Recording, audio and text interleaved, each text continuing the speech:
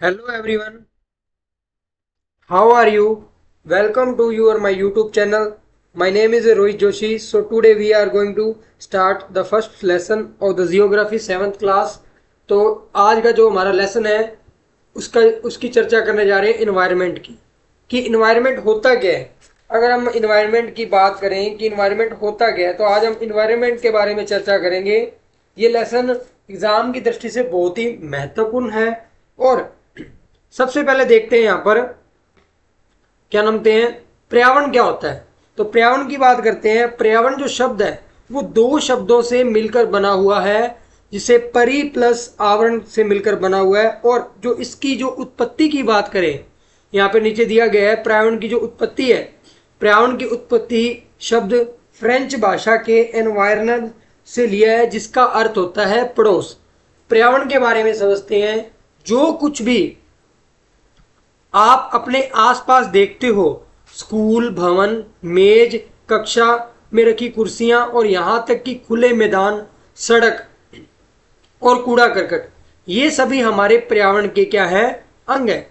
जो भी हमारे आसपास जो हमें दिखाई देता है उसे क्या कहते हैं, हम पर्यावरण ही कहते हैं। और ये सभी क्या है, हमारे पर्यावरण के अंग हैं। कुछ वस्तुओं का निर्माण जैसे प्राकृतिक द्वारा किया जाता है और कुछ किया जाता है मानव द्वारा निर्मित किया जाता है। जो प्राकृतिक द्वारा निर्मित किया जाता है जैसे पहाड़ है, नदियां हैं, पेड़ है, प्राणी है, ये सभी जो चीजें हैं वो प्राकृतिक द्वारा क्या गई है, निर्माण की गई है। इससे ये मनुष्य निर्माण नहीं कर सकता। और अन्य सभी की बात करें, मानव निर्माण ने क्या किया है, मानव ने सड़क का निर्माण किया है, कार का निर्माण किया है, कपड़े का निर्माण किया है और किताबों का निर्माण किया है। और पर्यावरण हमारे जीवन का क्या है, मूल आधार है। जो पर्यावरण है वो क्या है, हमारे जीवन का मूल आधार है। और यह हमें सांस लेने के लिए हवा और पीने के लिए क्या प्रदान करता है, जल प्रदान करता है। और खाने के लिए भोजन और रहने के लिए हमें भूमि प्रदान करता है। पर्यावरण हमें क्या करता है, जीने के लिए, सांस लेने के लिए हमें हवा प्रदान करता है, ऑक्सीजन, पीने के लिए हमें पानी प्रदान करता है, खाने के लिए हमें भोजन प्रदान करता है और रहने के लिए हमें भूमि प्रदान करता है। नेक्स्ट बात करते हैं पर्यावरण के अंदर मानव इस प्राकृतिक पर्यावरण में कैसे परिवर्तन करता है। तो जो आज का मानव है वो किस तरीके से क्या करता है, प्राकृतिक को परिवर्तन करता है। आपके सामने देखो, कार का धुआं वायु को क्या करता है, प्रदूषित कर रहा है। जो आपके सामने एक डिस्प्ले पे दिखाया गया है कि जो मानव है वो क्या कर रहा है, कार को बनाकर ये धुएं को प्रदर्शित कर रहा है, ठीक है। और कारखानों से क्या निकल रहा है, धुआं निकल रहा है। इससे क्या हो रहा है, जो वायु है हमारी सांस लेने के लिए उपयोगी है वो क्या हो रही है, वो नष्ट होती जा रही है। क्योंकि मानव ने क्या किया, अपने फायदे के लिए वायु प्रदूषण को क्या कर रहा है, बढ़ा रहा है। और पानी के पात्रों को एकत्रित किया जाता है, भोजन को बर्तन में परोसा जाता है और भूमि पर कारखानों का क्या हो रहा है, निर्माण हो रहा है। ये कारखाने आपको दिखाई दे रहे होंगे जहां पर ये धुआं वगैरह उड़ रहा है, इसका क्या किया जाता है, उपयोग किया जा रहा है। और मानव कार, मील, कारखानों एवं बर्तनों का निर्माण करता है। और इसी प्रकार मानव से प्राकृतिक का क्या कर रहा है, परिवर्तन कर रहा है। मानव क्या कर रहा है, इसी कारण क्या है, जो प्राकृतिक है उसका क्या कर रहा है, अपने फायदे के लिए उसका परिवर्तन किया जा रहा है। नेक्स्ट बात करते हैं पर्यावरण के घटकों की, कि पर्यावरण के घटक कितने होते हैं। पर्यावरण के कितने घटक होते हैं, दो घटक होते हैं। एक तो होता है प्राकृतिक घटक, दूसरा है मानव निर्मित घटक। दो प्रकार के घटकों की बात हो रही है। और प्राकृतिक घटक वो होते हैं जैसे जैविक और अजैवीय घटक, जैसे संजीव हो गया, जंतु हो गया, पादप हो गया और जैवमंडल हो गया। ये तो सारे जैविक है। और अजैविक कौन से हैं, जैसे निर्जीव पदार्थ, जैसे स्थल हो गया, प्रकाश हो गया, जल हो गया और वायु हो गया और मृदा हो गया। ये सभी क्या हो गए, अजैविक। प्रकृति के अंदर दो प्रकार के पाए जाते हैं, संजीव और अजीव जीवीय, जैसे पादप, जंतु। और अजीव में संसार में जैसे स्थल हो गया। मानव निर्मित क्या है, मानव ने किसका निर्माण किया, मानव ने पुल का निर्माण किया है, पार्क का निर्माण किया है, इमारतों का निर्माण किया है, उद्योगों का निर्माण किया और स्मारकों का निर्माण किया है।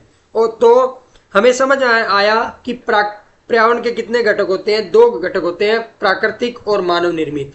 प्राकृतिक के अंदर दो प्रकार के घटक पाए जाते हैं, जैविक और अजैविक। जैविक वो होते हैं जिसमें प्राण होते हैं, अजैविक वो होते हैं जिसमें प्राण नहीं होते। और मानव निर्मित पर्यावरण कौन सा होता है, जैसे पार्क, पुल, इमारतें, उद्योग, स्मारकें आदि, ये क्या है, मानव निर्मित पर्यावरण है। नेक्स्ट बात करते हैं, किसी भी जीवित प्राणी को चारों ओर पाए जाने वाले लोग, स्थान और वस्तुओं को क्या कहते हैं, हम पर्यावरण कहते हैं। पर्यावरण के अंदर बात करते हैं सबसे पहले हम स्थल मंडल की, जिसे लिथोस्फीयर भी कहा जाता है। तो स्थल मंडल क्या होता है, स्थल मंडल की बात करें तो स्थल मंडल किसे कहते हैं, वह क्षेत्र जो हमें वन, कृषि, मानव बस्तियों के लिए भूमि, पशुओं को चराने के लिए घास स्थल प्रदान करता है, और यह खनिज संपदा के लिए भी क्या है, उपयोगी है। और इनका जो निर्माण है वो शैल खनिजों से मिलकर बनता है, और मिट्टी की परतली परत से क्या होता है, स्थल मंडल ढका होता है, और इसे हम क्या कहते हैं, इसे हम स्थल मंडल कहते हैं। और ये इसका पृथ्वी पर लगभग 29% भाग, पृथ्वी पर लगभग 29% जो भाग है वो क्या है, स्थल मंडल में है, और पृथ्वी का लगभग 1/3 भाग भी क्या है, स्थल मंडल है। नेक्स्ट बात करते हैं हम आगे जल मंडल की। जल के क्षेत्र को क्या कहा जाता है, जल मंडल कहते हैं। यह जल विभिन्न स्रोतों और नदी, झील, समुद्र, महासागर आदि जैसे विभिन्न जलाशयों से मिलकर क्या करता है, बनता है। यह सभी प्राणियों के लिए क्या होता है, आवश्यक होता है। नेक्स्ट बात करते हैं वायुमंडल की। पृथ्वी के चारों ओर फैली हुई पतली परत को क्या कहते हैं, वायुमंडल कहते हैं। और पृथ्वी का गुरुत्वाकर्षण बल क्या करता है, अपने ओर के चारों ओर के वायुमंडल को क्या कर रखता है, अपनी ओर थामे रखता है। और यह सूर्य की झुलसाने वाली, सूर्य से आने वाली जो गर्मी की हानिकारक किरणें, उनसे भी क्या करता है, हमारी रक्षा करता है। जो वायुमंडल है उसके अंदर क्या है, कई प्रकार की परतें हैं, जैसे सौरमंडल,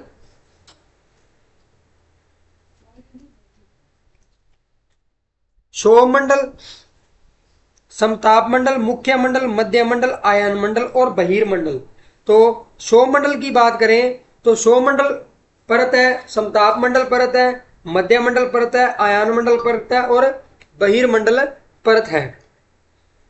तो इनकी बात करते हैं आगे कि पृथ्वी के चारों ओर फैली जाने वाली वायु की पतली परत को क्या कहा जाता है, वायुमंडल कहता है। और पृथ्वी का गुरुत्वाकर्षण बल अपने चारों ओर के वायुमंडल को क्या करता है, थामे रखता है। और यह सूर्य की झुलसाने वाली गर्मी की हानिकारक किरणों से हमारी क्या करता है, रक्षा करता है। नेक्स्ट बात करते हैं परितंत्र क्या होता है। परितंत्र की बात करें, परितंत्र वह तंत्र जिसमें स्वस्थ जीवधारी आपस में एक दूसरे के साथ क्या करते हैं, पर्यावरण के उन भौतिक एवं रासायनिक कारकों के साथ मिलकर परस्पर क्रिया करते हैं, जिसमें हम क्या करते हैं, निवास करते हैं, वो क्या कहलाता है, परितंत्र कहलाता है। और परितंत्र को इंग्लिश में क्या कहते हैं, इकोसिस्टम के नाम से जाना जाता है। प्राकृतिक क्रियाएं इकाई है, जैसे तालाब हो गया, ये भी एक परितंत्र का हिस्सा है। इस शब्द का प्रयोग सर्वप्रथम किसने किया था, 1935 में एजी टासले ने परितंत्र इकोसिस्टम का क्या किया था, सबसे पहले प्रयोग किया था।